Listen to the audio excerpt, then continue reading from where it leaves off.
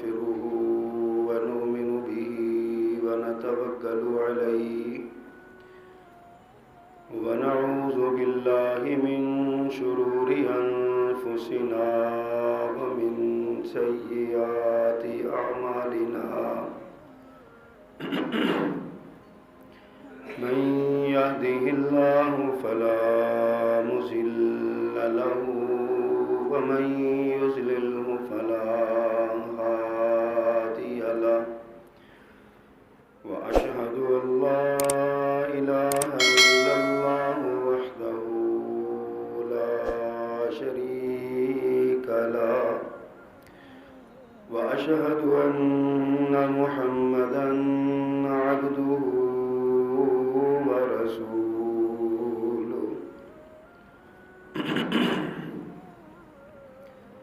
أما بعد فإن خير الحديث كتاب الله وخير الهدي هدي محمد صلى الله عليه وسلم وشر الأمور محدثاتها وكل محدثة بدعة وكل بدعة ضلالة وكل ضلالة في النار رب اشرح لي صدري ويسر لي أمري واحلل عقدة من لساني يفقهوا قولي اللهم صل على محمد وعلى آل محمد كما صليت على إبراهيم وعلى آل إبراهيم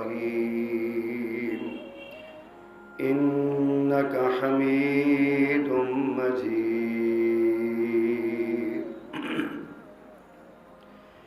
اللهم بارك على محمد وعلى آل محمد كما باركت على إبراهيم وعلى آل إبراهيم إنك حميد مجيد أما بعد فأعوذ بالله السميع العليم وبوجهه الكريم وسلطانه القديم من الشيطان الرجيم من همزه ونفخه ونفسه بسم الله الرحمن الرحيم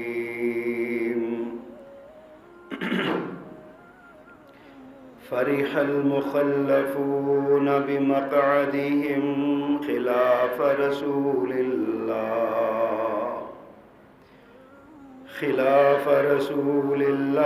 وكرهوا أن يجاهدوا بأموالهم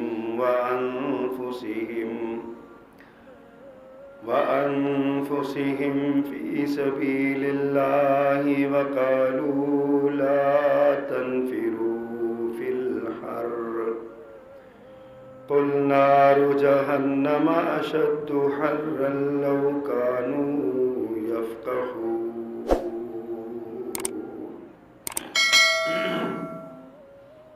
صدق اللہ العظیم وصدق رسولہ النبی الکریم. حمد و ثنا اور تعریف و تسبیح کے سارے کلمات اللہ جل جلالہ کے لیے خاص ہیں، اور درود و سلام امام الرسل خطیب الانبیاء سید ولد آدم رسول محتشم نبی معظم امام الہدا رسول خدا جناب محمد مصطفیٰ صلی اللہ علیہ وآلہ وصحبہ وسلم کی ذات والا صفات کے لیے قرآن مجید کی سورہ توبہ کی ایک آیت مقدسہ آپ کے سامنے پڑھی ہے۔ اس آیت میں معاشرے کے ایک طبقے، ایک فکر اور ایک اسکول آف تھاٹ کا اللہ نے رد فرمایا۔ آیت کا تناظر یہ ہے کہ 9 ہجری میں رسول کریم صلی اللہ علیہ وسلم کو ملک شام سے آنے والے تاجروں نے یہ اطلاع دی کہ روم کا بادشاہ شام کے اندر ریاست مدینہ کے خلاف چڑھائی کرنے کے لیے ایک بہت بڑی فوج کو جمع کر رہا ہے۔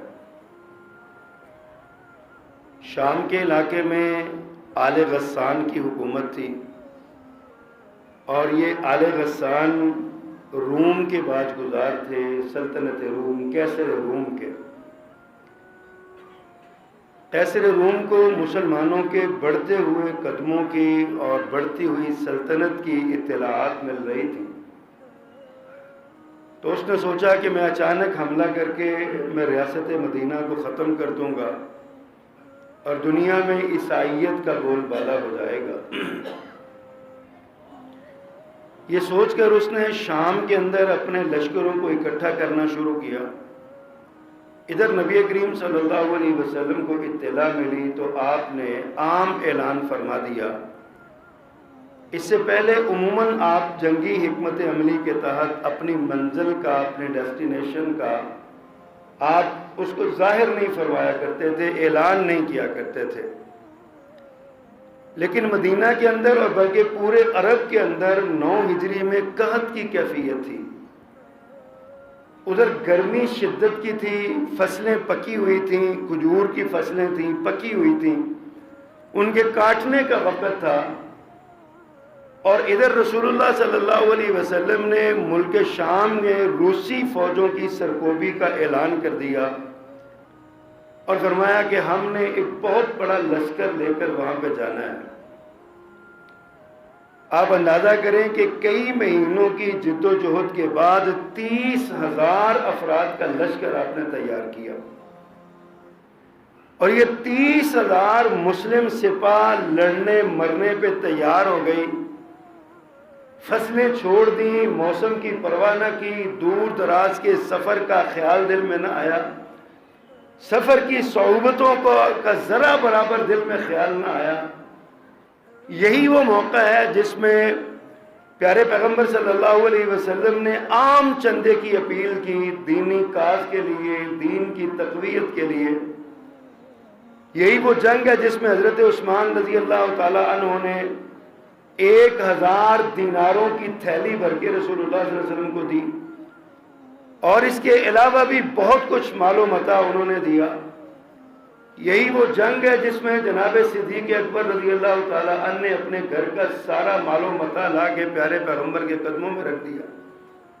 یہی وہ جنگ ہے جس میں جناب عمر رضی اللہ تعالیٰ نے اپنے آدھے گھر کا سامان لا کے رکھ دیا۔ وجہ یہ تھی کہ ایک تو قحط کی کیفیت تھی، دوسرا سفر دور کا تھا، علم نہیں تھا واپسی کے بارے میں، تو زیادہ راہ بھی چاہیے تھا، اور پیچھے جو گھر کے عورتیں اور بچے ہیں ان کے لیے بھی کچھ خوراک کا اہتمام چاہیے تھا۔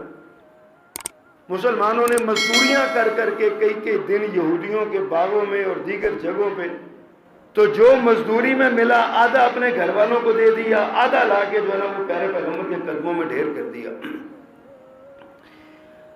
اور نبی کریم صلی اللہ علیہ وسلم کی قیادت میں، آپ کی سیادت میں اس غزوے کے لیے مسلمان 9 ہجری کو 30,000 افراد کا لشکر لے کر نکلے۔ آپ تبوک کے مقام پر پہنچے۔ یہ بعض لوگوں نے کہا کہ یہ کوئی قلعہ تھا، اس کا نام تبوک تھا، بعض کہتے ہیں یہ چشمہ تھا، اس کا نام تبوک تھا، بعض کہتے ہیں کوئی علاقہ تھا، اس علاقے کا یہ محلے کا نام تبوک تھا۔ جو بھی تھا، بہرحال یہ ایک مقام تھا جہاں تک رسول اللہ صلی اللہ علیہ وسلم تشریف لائے۔ یہ شام کے دروازے پر آپ پہنچے۔ نبی رحمت صلی اللہ علیہ وسلم 20 دن یہاں پہ قیام پذیر رہے، اور رومی لشکر یہ دیکھ کے خوفزدہ ہو گئے کہ مسلمانوں کے پاس پتہ نہیں کتنی بڑی طاقت ہے، جو 30,000 ہمارے مقابلے ملے آئے ہیں، پیچھے پتہ نہیں کتنا چھوڑ کے آئے ہوں گے۔ تو روم کا بادشاہ ڈر گیا اور اس نے اپنی فوجوں کو واپس بلا لیا۔ بغیر جنگ کے فتح ہوئی مسلمانوں کو مسلمان کامیاب اور کامران ٹھہرے۔ اب اس دوران ہوا یہ کہ مدینہ میں کچھ لوگ باقی رہ گئے، پیچھے رہ گئے۔ اللہ نے سورۃ توبہ میں ان سب کا ذکر کیا تفصیل سے۔ میرا آج کا موضوع وہ نہیں ہے، میں جس پر بات کرنا چاہتا ہوں ادھر چلتے ہیں۔ کچھ لوگ پیچھے رہ گئے، ان میں کچھ تو مخلص مسلمان تھے۔ حضرت ابو ذر غفاری رضی اللہ تعالیٰ عنہ ان کے پیچھے تھے، پیچھے رہنے والوں میں شامل تھے۔ لیکن ان کا ایک عذر تھا کہ ان کا اونٹ بیمار ہو گیا تھا، سواری بیمار ہو گئی تھی ان کی۔ 2-4 دنوں کے بعد وہ اونٹ تندرست ہوا تو حضرت ان کو لے کے آگے چل پڑے۔ آدھے راستے میں گئے تو وہاں پہ پھر جا کے وہ بیمار ہو گیا۔ تو حضرت ابو ذر غفاری رضی اللہ تعالیٰ عنہ کے ایمانی جذبے کا عالم یہ تھا، اونٹ وہیں پہ چھوڑا اور جتنا زیادہ سفر تھا وہ سارا وزن کندھوں پہ اٹھا کے پیدل ہی سفر شروع کر دیا، حتیٰ کہ تبوک سے کچھ پیچھے نبی کریم صلی اللہ علیہ وسلم کے لشکر کو جا ملے۔ اللہ کے رسول صلی اللہ علیہ وسلم نے بڑی دعاؤں سے نوازا اور بتایا کہ تیرے ایک ایک قدم کے بدلے اللہ نے تیرا ایک ایک گناہ معاف کیا اور تیرے درجے بلند کیے۔ جناب ابو ذر غفاری رضی اللہ تعالیٰ عنہ کو یہ سارا سفر کی کٹھنائی بھول گئی۔ ان کے علاوہ بھی وہ 3 صحابہ کرام، ہلال بن امیہ اور مرارہ بن کعب، اور یہ حضرت کعب اور مرارہ اور یہ ہلال، یہ 3 صحابہ کرام آپ جانتے ہیں، بڑا معروف واقعہ ہے، یہ پیچھے رہے۔ ان کا اللہ کے رسول نے بائیکاٹ فرمایا، 50 دن تک ان کا مقاطعہ کیا گیا۔ یہ ایک الگ داستان ہے، پھر کبھی سے انشاءاللہ۔ انہی کے درمیان کچھ ایسے لوگ بھی تھے جو دل میں منافقت کو پالے ہوئے تھے۔ جب رسول اللہ صلی اللہ علیہ وسلم چلے گئے تو پیچھے سے یہ لوگوں کو روکتے تھے کہ یار تم پاگل ہو گئے ہو، کیوں جاتے ہو، گرمی اتنی زیادہ ہے، موت کے منہ میں جانا ہے، واپس تم نے آنا کوئی نہیں، روم سے ٹکر لینی، یہ تو پاگلوں کا کام ہے۔ یہ ان کی بات تھی۔ اصل میں ان لوگوں کا ذکر جو ہے نا، وہ میں ایک ان کا جملہ انہوں نے بولا اس پر بات کرنا چاہتا ہوں موجودہ حالات کے حوالے سے۔ وہ یہ کہتے تھے، اللہ نے فرمایا فرح المخلفون بمقعدہم خلاف رسول اللہ، کچھ لوگ اس بات پر خوشی کا اظہار کر رہے تھے، بچ گئے، ہم نہیں گئے، ہم پیچھے رہ گئے، رسول اللہ صلی اللہ علیہ وسلم نے پیچھے ہم بیٹھے رہے، ہم جنگ میں نہیں گئے، ہم بچ گئے۔ وَكَرِهُوا أَن يُجَاهِدُوا بِأَمْوَالِهِمْ وَأَنفُسِهِمْ، اور وہ اپنی مالوں اور جانوں سے جہاد کرنا ناپسند کرتے تھے، اور حال ان کی یہ تھی کہ وہ اللہ کے راستے میں لڑنا نہیں چاہتے تھے۔ اگلی بات وہ یہ کہتے تھے، وقالوا، اور وہ لوگوں سے یہ کہتے تھے، لا تنفروا فی الحر، گرمی بڑی ہے، موسم بڑا سخت ہے، فصلیں پکی ہوئی ہیں، اور اگر تم یہ وہاں پہ چلے گئے تو گرمی سے ہی مر جاؤ گے۔ تو لا تنفروا فی الحر، نہ نکلو تم اس گرمی میں، وہ لوگوں سے یہ کہہ رہے تھے۔ اللہ سبحانہ و تعالیٰ نے اس کے جواب میں ایک ہی بات ارشاد فرمائی، فرمایا اے پیغمبر قل، ان سے کہیے، نار جہنم اشد حرا، تم دنیا کی اس گرمی کے پیچھے باولے ہو رہے ہو، تمہارے دل میں یہ خیال آ رہا ہے کہ دنیا کی یہ گرمی تمہیں مار دے گی۔ نار جہنم اشد حرا، جہنم کی آگ اس سے کہیں زیادہ حدت والی اور حرارت والی ہے، سخت ہے، تمہیں وہ جہنم کی آگ یاد نہیں ہے، تم دنیا کی اس گرمی کے پیچھے لگے ہوئے ہو۔ حضرات یہ ایک رویہ ہے، ایک سوچ ہے، ایک فکر ہے جو ہر معاشرے کے ہر دور میں پائی جاتی ہے۔ بدقسمتی سے آج بھی ہمارے معاشرے میں یہ سوچ پائی جاتی ہے۔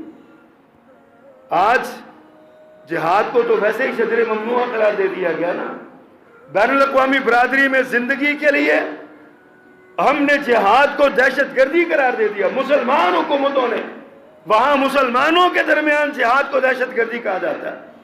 جہاد تو کسی نے کیا کرنا، اب تو جناب اب اس سے آگے بات بڑھی ہوئی ہے۔ اسلام کے 2 بنیادی ارکان، ایک نماز اور ایک روزہ، اس کے بارے میں بھی یہ فتوے دیے جا رہے ہیں کہ گرمی کی شدت میں روزہ رکھنے کی کوئی ضرورت نہیں ہے، اور نماز بھی تم دیر سے پڑھ لو، نہ پڑھو، کوئی حرج نہیں ہے۔ یہ فتوے دیے جا رہے ہیں.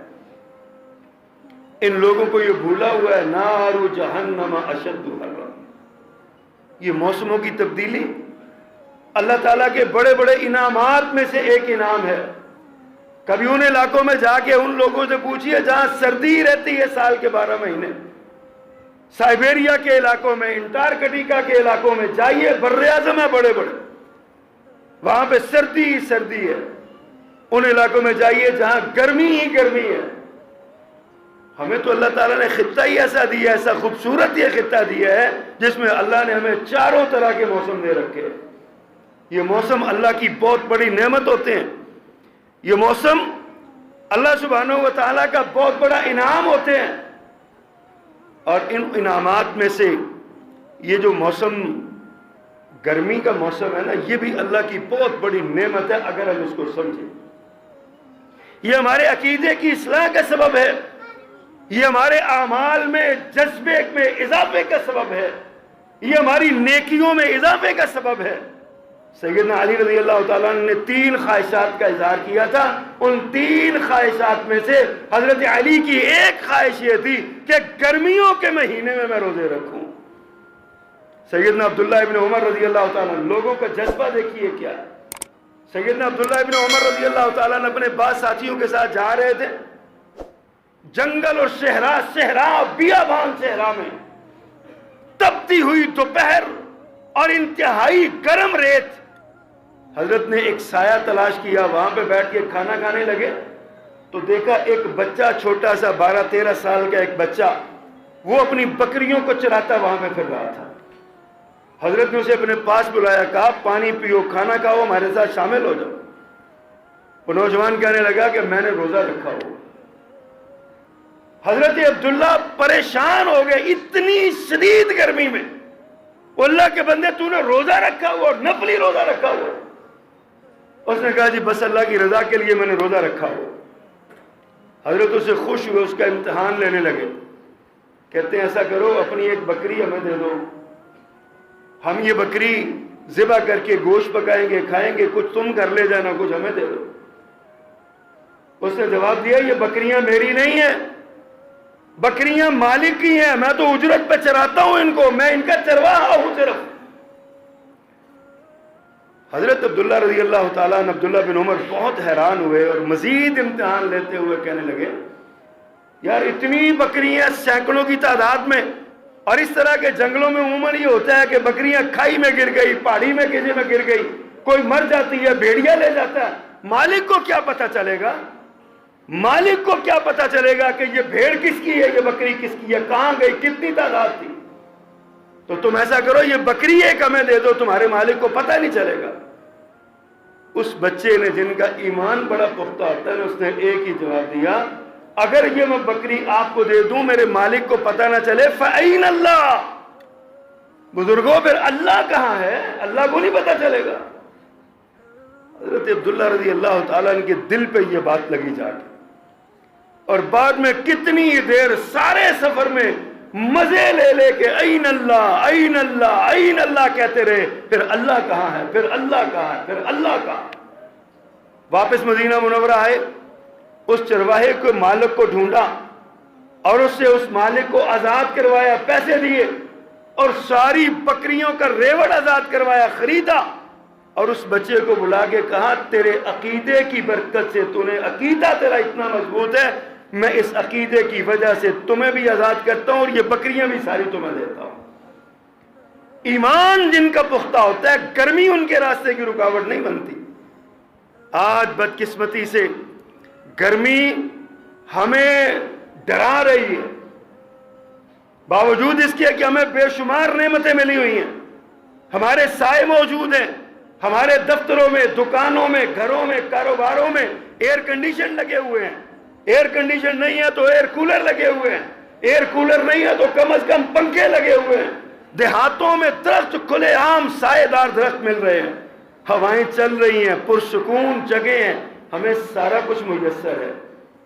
لیکن اس کے باوجود کبھی ہم اپنا اور اس بچے کا موازنہ کریں.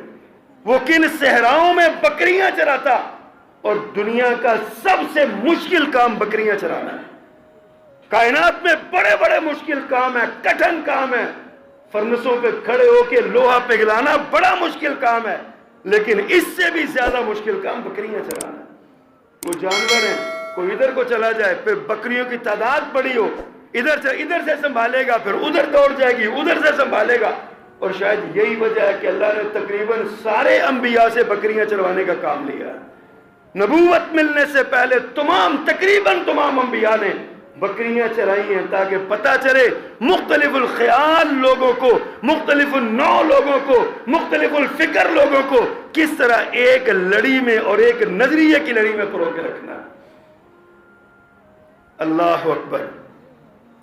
آج یہ سورج جس کی تپش اور جس کی گرمی ہمیں پگھلا رہی ہے، سائنس کی کتابوں میں یہ لکھا ہے، سائنسدانوں نے یہ تحقیق کی ہے، وہ بتاتے ہیں کہ یہ سورج زمین سے 14,95,98,000 کلومیٹر دور ہے، کم و بیش 15 کروڑ کلومیٹر دور ہے، 15 کروڑ کلومیٹر دور ہے یہاں سے آسمان، جہاں سے یہ سورج آتا ہے، اس کی تپش آتی ہے۔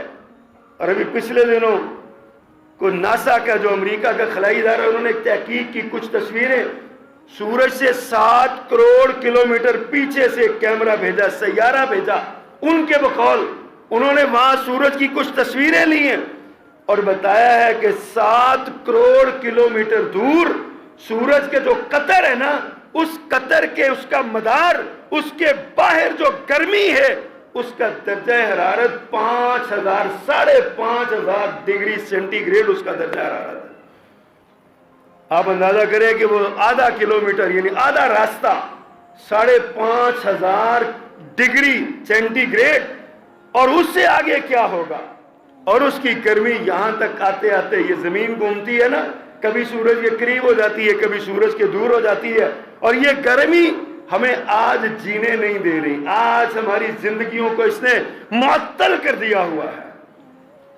آج کتنی دیر کے بعد، 2 مہینے کرونا کے بعد، چھٹیوں کے بعد سکول لگے ہیں، ساری قوم چیخ رہی ہے، بچے مر رہے ہیں گرمیوں میں، بچے بھن رہے ہیں گرمیوں میں، بچوں کو سکولوں سے چھٹیاں دے دے، فلاں کر لیں۔ بچوں کی فکر ہے، اپنی فکر ہے۔ گھر سے نکلتے ہوئے ہم اپنے سروں پہ چادریں اوڑھ کے جاتے ہیں، اپنے سروں کا جو ڈھانپ کے نکلتے ہیں، ایئر کنڈیشن گاڑیوں میں نکلتے ہیں۔ ہم اپنے سفروں کو محدود کر چکے، اپنی زندگی کو بہت کم کر چکے ہیں، صرف اس لیے کہ گرمی کی حدت سے، گرمی کی لو سے محفوظ ہو جائے۔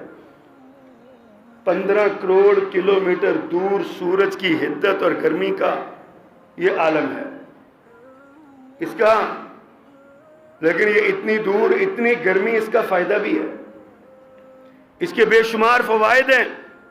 زراعت اور کھیتی باڑی، کاشتکاری کے لیے یہ سورج کی گرمی بہت ضروری ہے۔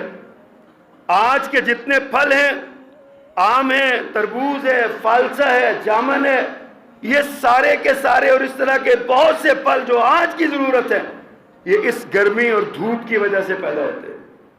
آم ایسا پھل ہے، جتنی تیز دھوپ ہوگی اتنی مٹھاس اس کے اندر اللہ پیدا کر دیتا ہے۔ تیز دھوپ لگتی ہے تو مٹھاس پیدا ہو جاتی ہے اس کے اندر۔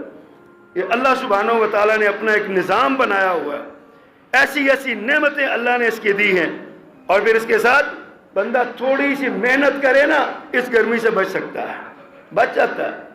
اپنے آپ کو گھر بٹھا لے، سائے کے اندر رہے، پانی پیتا رہے، جو پسینہ جو زیادہ آتا ہے، نمکیات کی کمی ہوتی ہے، نمک والی لسی ملاک بنا کے پی لے، دیگر جو خوراکیں ہیں شربت وغیرہ پہ پی لے، جسم کی توانائی بحال ہو جاتی ہے۔ یہ ٹھنڈا پانی اللہ کی کتنی بڑی نعمت ہے۔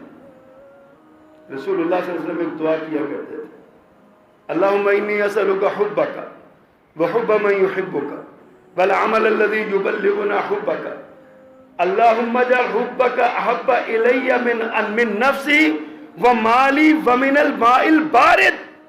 اللہ مجھے اپنی محبت اتنی عطا فرما کہ تیرے ساتھ میری محبت کا عالم یہ ہو کہ یہ محبت مجھے اپنی جان سے، اپنے مال سے، اور گرمیوں کے مہینے میں ٹھنڈے پانی سے بھی زیادہ عزیز ہو جائے۔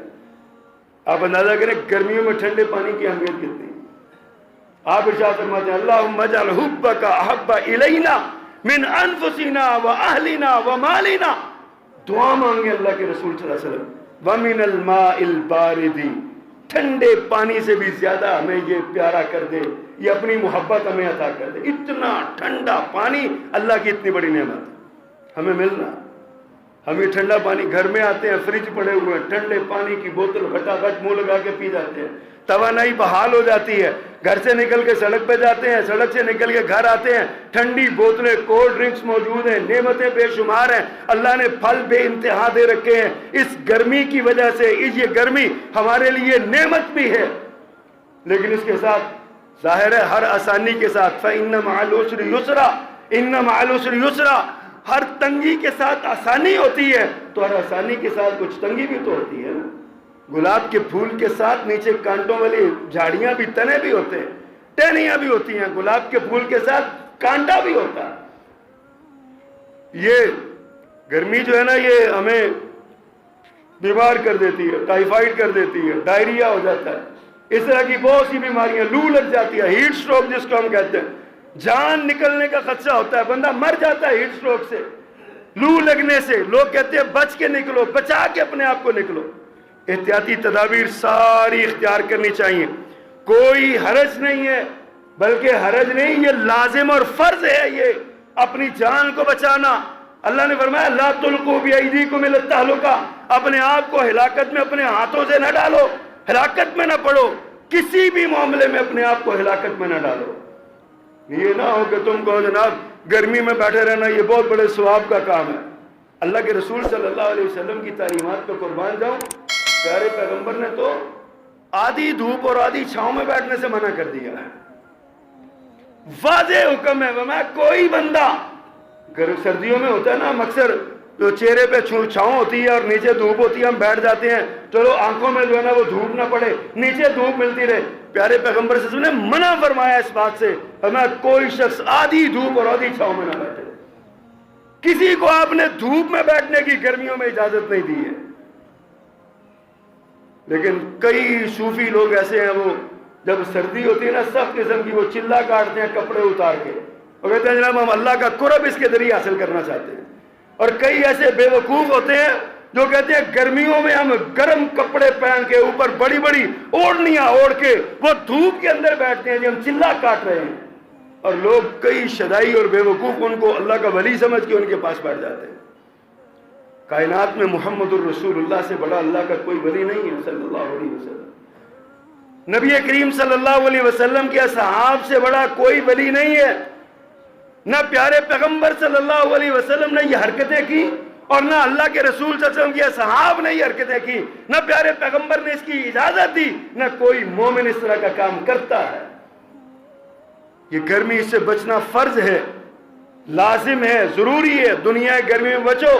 یہ جتنی بھی گرمی ہے نا، کتنی 40 42، بعض علاقوں میں بڑی حد آخری درجہ حرارت 50، اس کے آگے تو درجہ حرارت نہیں جاتا، یہ آخری درجہ حرارت ہے 50 کا، 50 51، بس اس کے آگے بس۔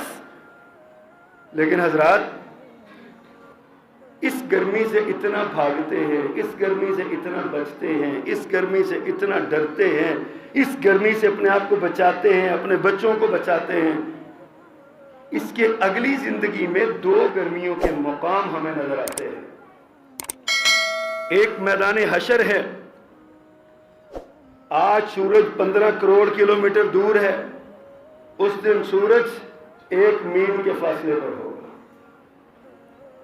آج ہمیں سائے میسر ہیں، اس دن روئے ارضی پہ کوئی سایہ نہیں ہوگا۔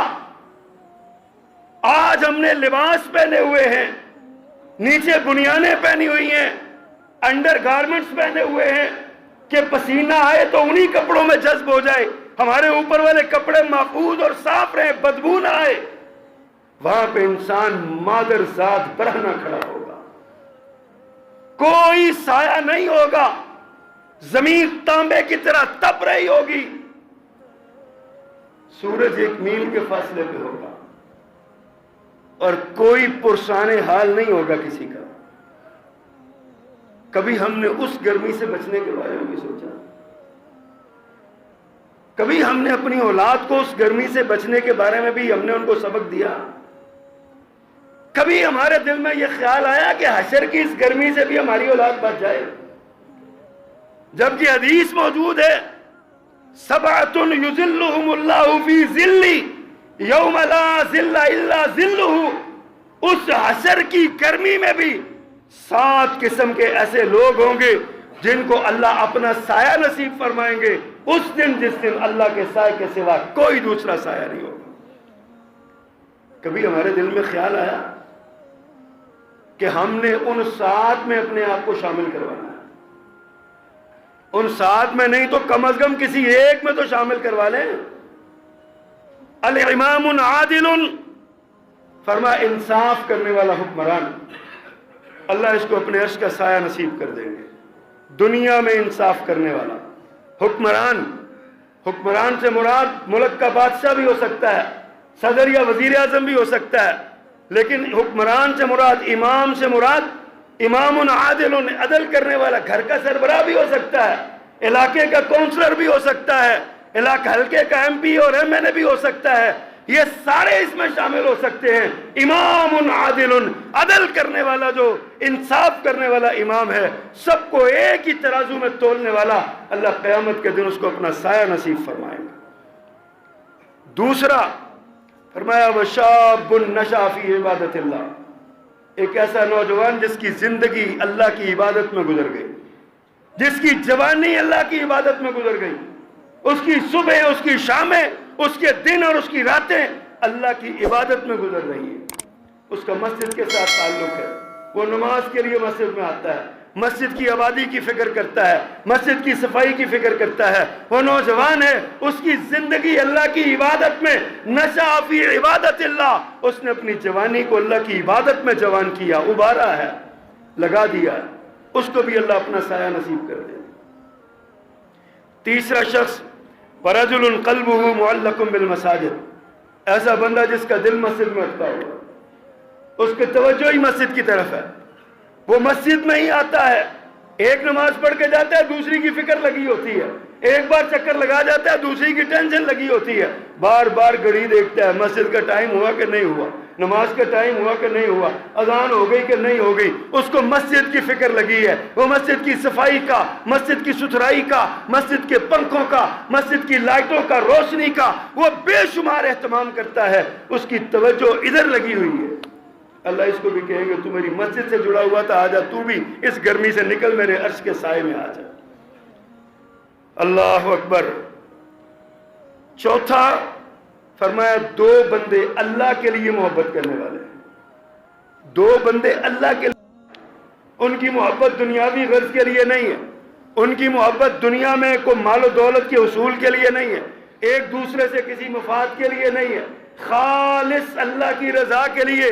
میں تم سے اس لیے محبت کرتا ہوں تم مسجد میں آتے ہو، میں اس لیے محبت کرتا ہوں تم نیک بندے ہو، میں اس لیے تم سے محبت کرتا ہوں تمہارا اللہ سے بڑا گہرا تعلق ہے، اس بنیاد پر ایک دوسرے سے محبت کرنے والے۔ وَرَجُلَانِ تَحَابَّا فِي اللَّهِ، فرمایا 2 بندے جو اللہ کی رضا کے لیے محبت کرتے ہیں، اللہ اس محبت کی وجہ سے ان کو بھی اپنا سایہ نصیب کر دے۔ اور فرمایا 5واں آدمی رجل ذکر اللہ خالیا ففاضت عینا، ایک ایسا بندہ جو اکیلا بیٹھا ہے، اللہ کو یاد کیا، گناہوں ذہن میں آئے، اللہ کی جلالت اور اللہ کے غضب کو یاد کیا، اللہ کی رحمتوں اور اللہ کے احسانات کو یاد کیا، اللہ کا ذکر کیا، رو پڑا، آنکھوں میں آنسو آ گئے، تنہائی میں بیٹھ کے۔ وَرَجُلٌ ذَكَرَ اللَّهُ خَالِيًا فَفَاضَتْ عَيْنَاهُ، اکیلا بیٹھا ہوا اللہ کو یاد کرتا، رو پڑا۔ اللہ فرماتے ہیں آجا تو بھی میرے بندے، تیرے لیے بھی عرش کا سایہ ہے۔ 5واں، چھٹا آدمی رجل دعته امرأة ذات منصب و جمال، فرمایا ایک ایسا نوجوان، ایک ایسا آدمی جس کو ایک منصب اور خوبصورتی والی، حسن والی خاتون بذات خود برائی کی دعوت دے، اور وہ برائی کی دعوت ملنے پر کہے اتق اللہ، میں اللہ سے ڈرتا ہوں، میرے دل میں اللہ کا خوف ہے، میں اللہ کو منہ دکھانے کے قابل نہیں رہوں گا، میں کیسے اللہ کا سامنا کروں گا؟ اللہ کے خوف کی وجہ سے برائی کے تمام اسباب مہیا ہونے کے باوجود دعوت دینے والی خود دعوت دے رہی ہے، وہ خوبصورت بھی ہے، دولت والی بھی ہے، کوئی خطرہ بھی نہیں ہے، کوئی پوچھنے والا بھی نہیں ہے، لیکن اللہ کا ڈر دل میں آیا، اور وہ اللہ کے غضب اور ناراضگی سے ڈر کے اس نے کہا میں اللہ سے ڈرتا ہوں، تمہاری دعوت قبول نہیں کرتا۔ اللہ فرماتے ہیں تم میرے لیے اتنی بڑی آفر کو ٹکراتا ہے، تیرے لیے میرے پاس اسے کئی بڑی آفر ہے، آ جا میرے عرش کے سائے کے نیچے تو بھی آ جا۔ اور ساتواں آدمی میرے پیغمبر صلی اللہ علیہ وسلم نے فرمایا وہ جو خفیہ صدقہ کرتا ہے، ایسا انداز ہے صدقہ کرنے کا کہ دائیں ہاتھ سے دیتا ہے بائیں کو پتہ نہیں چلتا، مقصود اللہ کی رضا ہے، دکھاوا مقصد نہیں ہے کسی کو کہ میری شہرت ہو جائے، میری سخاوت کے ڈنڈورے پیٹے جائیں، میرا اعلان ہو جائے، میرے بڑا نام ہو جائے۔ جس طرح حاتم طائی تھا، اس کو اپنی سخاوت کی، اپنی شہرت کا بڑا ناز اور خواہش تھی، وہ ساری زندگی اسی کے لیے، اپنے نام کے لیے سخاوت کرتا رہا۔ میرے پیغمبر نے مہر لگا دی، فرمایا یہ شخص جہنم میں جل رہا ہے، اس کو اس کی سخاوت نے کوئی فائدہ نہیں دیا۔ جو بندہ اللہ کی رضا کے لیے کسی عزیز کے پاس جاتا ہے، کسی رشتہ دار کے پاس جاتا ہے، کسی کے پاس جاتا ہے، اور جا کے عرب کی تاریخ میں ایک بڑا عجیب سا قصہ لکھا ہوا ہے،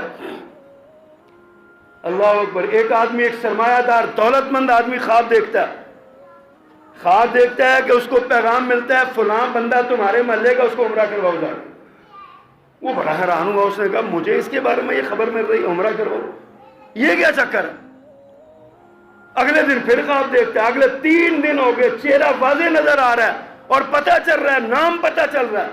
اس نے کہا یہ حکم ہے۔ وہ اس کے پاس گیا، اسے کہا یار چلو تمہیں عمرہ کراؤ۔ اس نے چل پاچھو عمرہ کراؤ، میں ساری زندگی نماز نہیں پڑھی۔ وہ بندہ بڑا حیران ہوا، اس نے کہا یہ کہتا ہے میں نے نماز کبھی نہیں پڑھی اور مجھے حکم ہو رہا ہے اس کو عمرہ کرواؤ جا کے، چکر پتہ نہیں کیا۔ اس نے اصرار کیا، بالآخر اس کو منا لیا۔ وہ چلا گیا، عمرہ کیا، اس نے عمرہ ہو گیا۔ اس نے اسے شرط لگائی تھی کہ جب میں عمرہ کر لوں تو مجھے واپس بھی لے کے آنا ہوگا۔ اس نے کہا میری گارنٹی ہے لے آؤں گا، تم چلو تو صحیح، مجھے حکم ہو رہا ہے۔ اس کو لے گیا، عمرہ ہوا۔ آخری دن جب واپس آنے لگے نا تو وہ عمرہ کرنے والا وہ آدمی کہنے لگا یار مجھے 2 رکعت مطاف میں پڑھ لینے دو، پھر چلتے ہیں انشاءاللہ۔ میں الوداعی جو ہے نا طواف کر لیا، 2 رکعت پڑھ لو، چلتے ہیں۔ نماز پڑھنے لگا، وہ سجدے میں گیا اور اس کو موت آ گئی، مر گیا۔ کافی دیر اس نے دیکھا کہ سجدے میں پڑا ہوا اٹھتا ہی نہیں، ہاتھ لگایا وہ گر گیا۔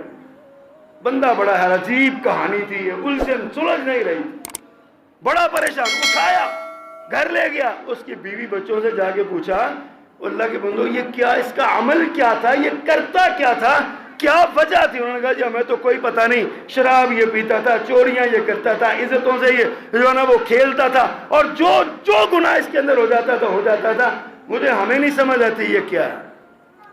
یہ بندہ نہ تلاش میں رہا، بالآخر محلے کی ایک بیوہ عورت اس کے پاس آتی، اسے آ کے لوگوں سنو، اس کے پاس آ کے اسے داستان سناتی ہے کہ جی تم اس بندے کے بارے میں پوچھ رہے ہو؟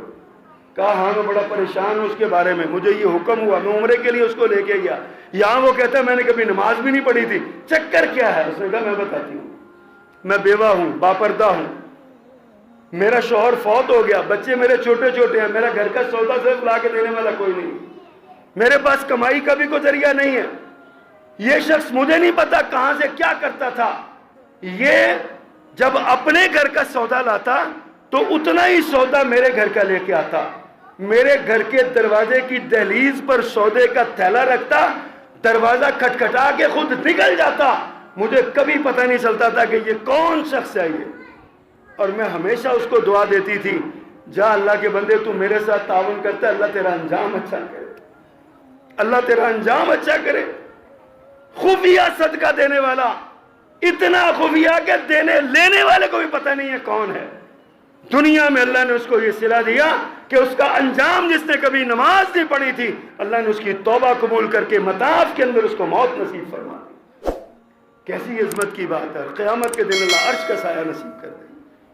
ایک یہ گرمی اور ایک اللہ اکبر، ایک دوزخ کی گرمی۔ 3000 سال تک اس دوزخ کو جلایا گیا۔ پہلا 1000 سال جلانے کے بعد اس کا رنگ سرخ ہوا، پھر دوسرا 1000 سال جلانے کے بعد اس کا رنگ سفید ہوا، پھر تیسرا 1000 سال جلانے کے بعد اس کا رنگ سیاہ ہو گیا۔ میرے پیغمبر صلی اللہ علیہ وسلم نے فرمایا کہ یہ جہنم کی آگ اب اس کی چنگاریاں بھی کالی سیاہ ہیں، چنگاریوں میں بھی کوئی روشنی اور نور باقی نہیں۔ اور اللہ کے رسول صلی اللہ علیہ وسلم نے فرمایا یہ دنیا میں جو آگ تم جلاتے ہو نا، یہ آگ جہنم کی آگ کا 70واں حصہ ہے۔ جہنم کی آگ اس سے 69 گنا زیادہ ہے۔ اور امام ابن کثیر رحمہ اللہ نے تفسیر ابن کثیر میں لکھا یہ ایک حصہ 69واں حصہ یہ بھی 2 مرتبہ سمندر کے پانی سے گزار کر انسانوں کے قابل استعمال بنائی گئی۔ دنیا کی گرمی کی بڑی فکر ہے ہمیں، کبھی اس جہنم کی گرمی کی فکر لگی ہے ہمیں؟ دنیا کی گرمی کی ہمیں ٹینشن ہے بڑی، ہم مسجد میں نہیں آتے، اتنی گرمی کیڑا جاوے مسیتے بھائی اتنے گھر ہی پڑھ لینے، اتنی گرمی نہ بچو مسجد میں نہ جانا، گرمی لگ جائے گی، رنگ کالا ہو جائے گا، یہ ہو جائے گا، وہ ہو جائے گا۔ کبھی اس جہنم کی گرمی کے بارے میں بھی سوچا جس کے بارے میں اللہ نے حکم دیا یا ایھا الذین آمنوا قوا انفسکم واہلیکم نارا، اے لوگو، اے ایمان والو، اپنے اور اپنے گھر والوں کو جہنم کی آگ سے بچاؤ۔ ایسی آگ علیہا ملائکۃ غلاظ شداد لا یعصون اللہ ما امرہم، ایسے جس کے اوپر بڑے بڑے جابر قسم کے فرشتے ہیں، بڑے سخت دل فرشتے ہیں، غلاظ شداد لا یعصون اللہ ما امرہم، اللہ کی نافرمانی نہیں کرتے جو اللہ ان کو حکم دیتا ہے۔ اللہ نے قرآن ہمیں یہ کہتا ہے جہنم کی آگ سے بچ جاؤ، خود بھی بچ جاؤ، اپنے آپ کو بچاؤ۔ ہم دنیا کی گرمی سے بچنے کی بڑی فکر کر رہے ہیں، دنیا کی گرمی کی ہمیں بڑی ٹینشن لگی ہوئی ہے کہ دنیا کی گرمی ہمیں خراب نہ کر دے، دنیا کی گرمی ہمارا معاملہ نہ خراب کر دے، ہمارے رنگ کو نہ کالا کر دے، ہمیں بیمار نہ کر دے۔ لوگوں اس گرمی کے بارے میں بھی سوچو جس دن کوئی پرسان حال ہی نہیں ہوگا، جس دن کوئی سہارا نہیں ہوگا۔ حدیث میں آتا ہے جہنمی رب کو پکاریں گے، 1000 سال تک پکارتے رہیں گے، 1000 سال تک، اور ان کی 1000 سال کے بعد اللہ جواب دیں گے اخسؤ، تباہ ہو جاؤ یہاں سے، ذلیل کر دیے گئے ہو تم، لا تکلمون، مجھ سے کلام تک نہ کرو، میں تمہاری بات سننے کا روادار رہی۔ اس جہنم کے بارے میں ہم نے کبھی سوچا؟ اللہ اکبر۔ سیدنا ربیع بن خثیم رضی اللہ تعالی رحمہ اللہ ایک بہت بڑے تابعی ہے، حضرت عبداللہ ابن مسعود رضی اللہ تعالیٰ عنہ کے شاگرد ہیں۔ حضرت عبداللہ بن مسعود ان سے فرمایا کرتے تھے تم جتنے پیارے ہو اگر اللہ کے نبی تمہیں دیکھتے تو پسند کرتے تمہیں۔ ایسے ایسے یہ تابعی ہیں، عظیم انسان، عالم دین۔ ان کے بارے میں آتا ہے ایک دن یہ استاد شاگرد نا دونوں دریائے فرات کے کنارے جا رہے تھے، کنارے کنارے، آگے انہوں نے لوہاروں کی بھٹیاں دیکھیں، فرنس اسے ہم اپنی زبان میں کہتے ہیں نا، لوہاروں کی بڑی بڑی بھٹیاں، اور ان میں سے آگ کی چیخیں نکل رہی تھی، آگ، بڑے چیخوں کی آواز آ رہی تھی، آگ کی شور تھا آگ کا۔ حضرت ربیع رضی اللہ رحمہ اللہ قرآن مجید کی آیت پڑھتے ہیں یہ آگ سن کے، اذا رأتهم من مکان بعید سمعوا لها تغیظا وزفیرا، جہنم کا ذکر ہے، جہنم کی چیخ و چنگار کا ذکر ہے۔ حضرت نے یہ آیت پڑھی اور بے ہوش ہو کے گر گئے، اگلے دن جا کے ہوش آیا۔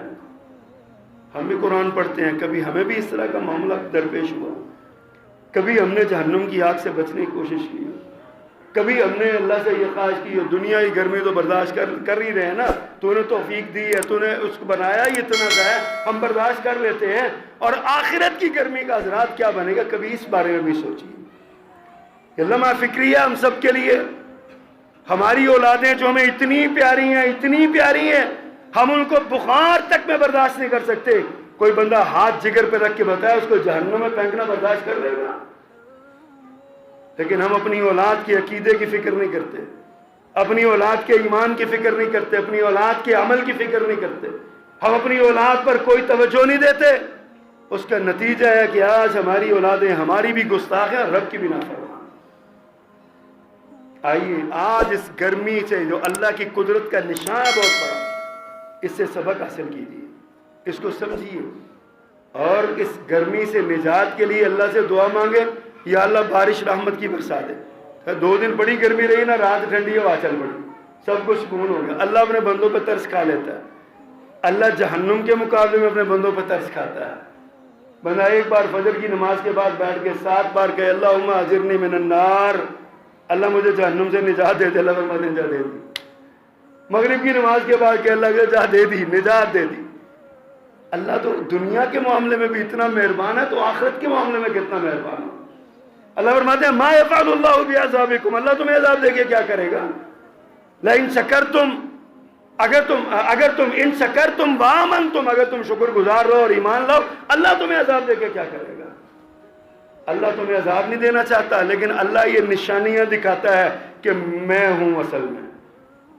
یہ یاد رکھو، جتنے جی چاہتا ہے آکڑ لو، طاقت پکڑ لو، اصل میں ہی ہوں۔